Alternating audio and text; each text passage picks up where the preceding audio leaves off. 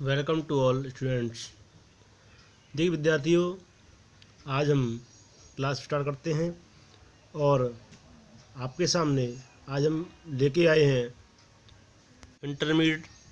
Intermediate काव्यांजलि के पवनदूत का नाम और शीर्षक से, जो कि विद्या सिंह उपाध्याय हरिओ द्वारा रचित है। में अब तक हम जान चुके हैं कि हमने पढ़ा है कि पवन दूतिका में श्रीमती राधिका जी पवन को दूती बना के भेजती हैं। तो पहले तो वह अपनी व्यथा सुनाती हैं और उसके बाद वह पवन को मार्ग के बारे में समझाती हैं और उसके बाद जब वह बताती हैं कि जब तू मथुरा धाम पहुंच जाएगी तो तुझे वहां पर जो भगवान मेरे प्रिय श्री कृष्ण मिलेंगे तो उनकी तू पहचान कैसे करेगी। उसके बाद अगले खंड पद में हमने अगले क्लास में हमने बताया था आपको, उसकी अगली क्लास में, कि उसके बाद बताती हैं कि तू उन्हें किस प्रकार समझाएगी, क्यों तेरे में ये गुण नहीं है अर्थात मुख नहीं है तो उन्हें कैसे समझा पाएगी। तो उसके बाद में वह उन्हें नाना प्रकार से समझाने के यत्न बताती हैं। तो उसी में आज हम चर्चा करेंगे कि श्रीमती राधिका पवन को यह समझाते हुए, यानी पवन दूती को यह समझाते हुए कह रही हैं कि वह श्री कृष्ण के पास जाकर वियोगिनी वाला यानी राधा के बारे में के दुख को और संताप को किस प्रकार अर्थात किस प्रकार चतुरता के साथ यानी चतुराई के साथ वो वहाँ पर बताएगी अर्थात व्यक्त करेगी। तो इसी बारे में अब आगे का ये पद देखते हैं कि कोई प्यारा कुसुम कुम लागे हमें जो पड़ा हो, तो प्यारे के चरण पर ला डाल देना उसी को। यों देना ए पवन बतला फूल सी एक वाला, मिलाना हो कमल पर को चूमना चाहती है। अगला पद है कि जो प्यारे मंजू पवन या वाटिका में खड़े हों, छिद्रों में जा कुणित करना वेणुसा कीचकों को। यों हो वेगी सुरत उनको सर्व गोपांगना की, जो है बंसी श्रवण रुचि से दीर्घ उत्कंठ होती है ना। तो ये जो दो पद हैं, तो राधिका जी कहती हैं कोई प्यारा, आपको दिख रहा होगा कि कोई भी उस सदन में, अर्थात वो समझाती हैं कि हे पवन, यदि कोई भी उस उद्यान में सुंदर फूल अर्थात सुंदर पुष्प जो कुमलाया हुआ हो अर्थात मुरझाया हुआ हो, उसे उठाकर प्रेम के साथ मेरे प्रियतम अर्थात श्री कृष्ण के चरणों में ला करके रख देना या डाल देना। इस प्रकार तूने बता देना कि फूल के समान, फूल के जैसी एक सुंदर वाला सुकोमल वाला दुखी होकर आपके चरणों को स्पर्श करना चाहती है अर्थात चूमना चाहती है। इसमें कोई ऐसे कठिन नहीं, कुमलाया मुरझाया हुआ, गेह माने घर है ना, पड़ा हुआ ने पड़ा हुआ जानते ही आप, ठीक है। पवन वायु हो गई, ठीक है। कमल पर कमल के समान चरणों को, मिलाना माने कुमलाए हुए, चूमना माने स्पर्श करना, ठीक है। तो ये आपका जो पद है इसका आप स्क्रीनशॉट भी ले सकते हैं, राइट। तो उसे आप आराम से फिर पढ़ सकते हैं, ठीक है। अगला पद खंड देखते हैं कि जो प्यारे मंजू उपवन या वाटिका में खड़े हों, छिद्रों में जा कुणित करना वेणुसा कीचकों को। यों होवेगी सुरत उनको सर्व गोपांगना की, जो हैं वंशी श्रवण रुचि से दीर्घ उत्कंठ होती। तो इसमें क्या है, मंजू माने सुंदर, माने बगीचा, ठीक है, और गोपांगना गोपियाँ, श्रुति माने याद, ठीक है, और श्रवण रुचि, श्रवण माने सुनने में, रुचि माने इच्छा यानी उनकी जिज्ञासा, उनका अच्छा लगना है ना।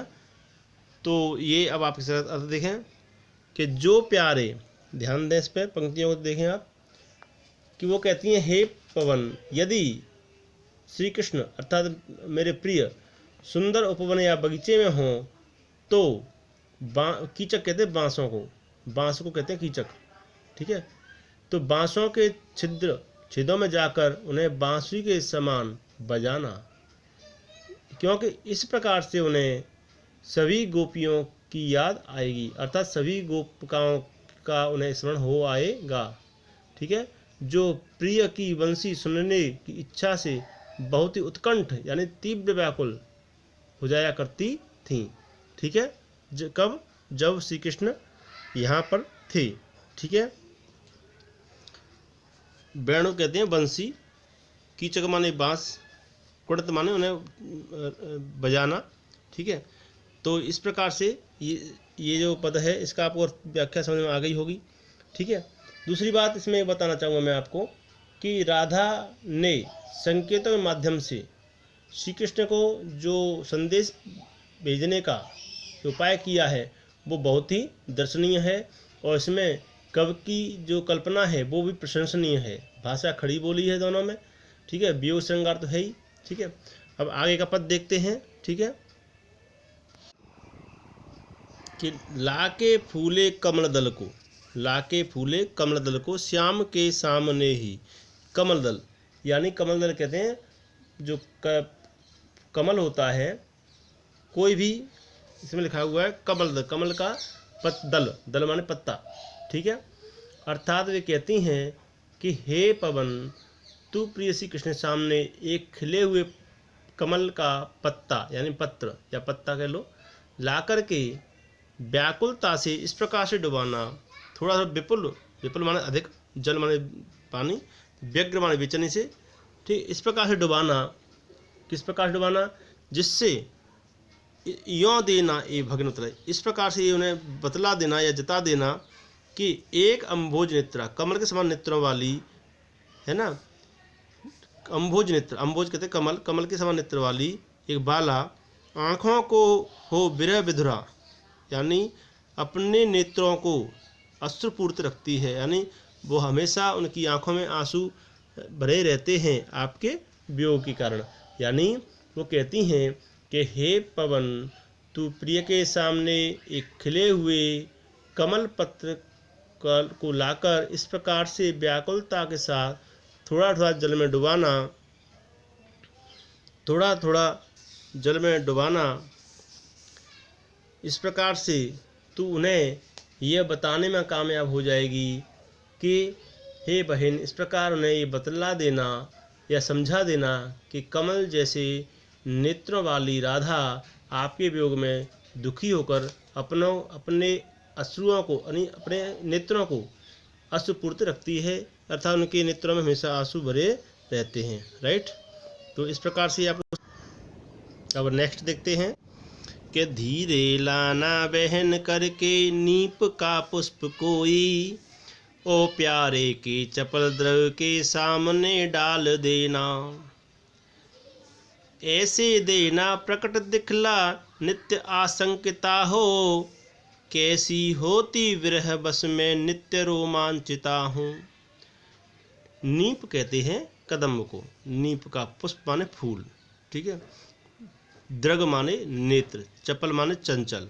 ठीक है, तो इसमें विरह माने विरह बस यानी विरह की बस में, वियोग की बस में। ठीक है, तो इसका अर्थ देखते हैं क्या कहती हैं। देखो ध्यान से पंक्तियों को पढ़ो, देखो क्या लिखा हुआ है कि हे पवन, तू धीरे से कदम्ब का कोई फूल या पुष्प उठा करके लाना और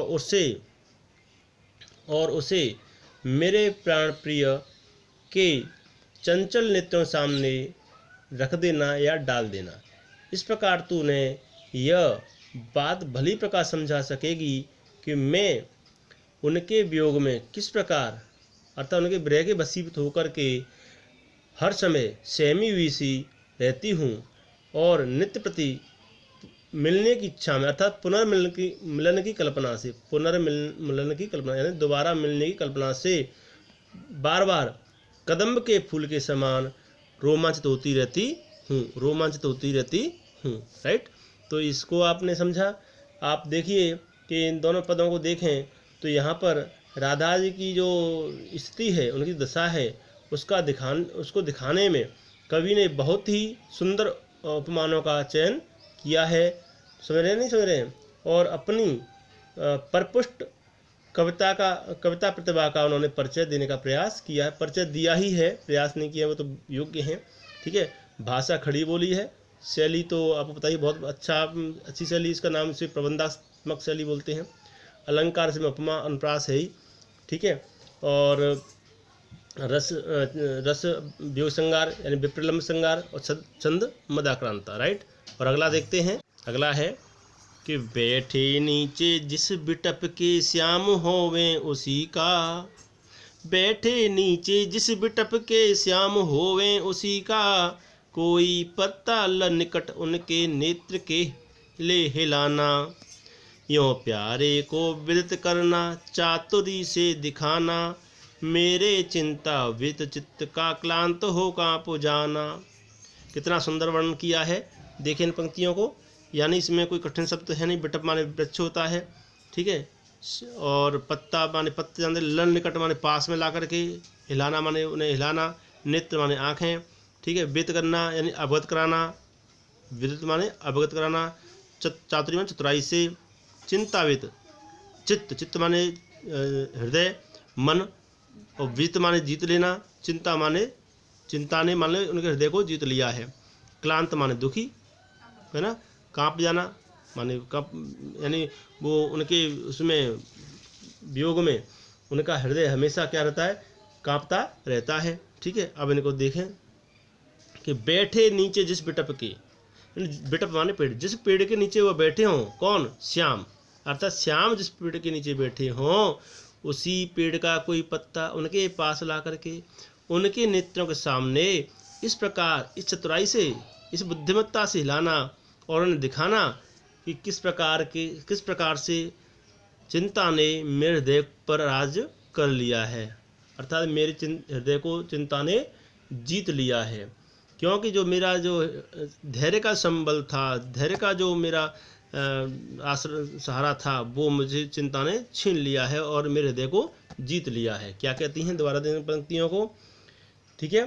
क्या कहती हैं कि हे पवन, तू मेरे प्राण प्रिय, अर्थात मेरे प्रिय श्री कृष्ण जिस वृक्ष, अच्छा पेड़ के नीचे बैठे हों, तो उसी वृक्ष का कोई पत्ता उनके नेत्रों के पास लाकर, उनके नेत्र पर लाकर इस प्रकार से हिलाना, इस प्रकार से अपनी चातुरी से, अपने क्रियाकलापों के द्वारा, अपनी क्रियाकलापों के बुद्धिमत्ता के द्वारा मेरे प्रियतम को यह अवगत करा देना, या तो अवगत कराने में सफल हो सकती है कि किस प्रकार से चिंता ने मेरे हृदय को जीत कर उसे थका दिया है, अर्थात मैं थक चुकी हूँ, परेशान हो चुकी हूँ।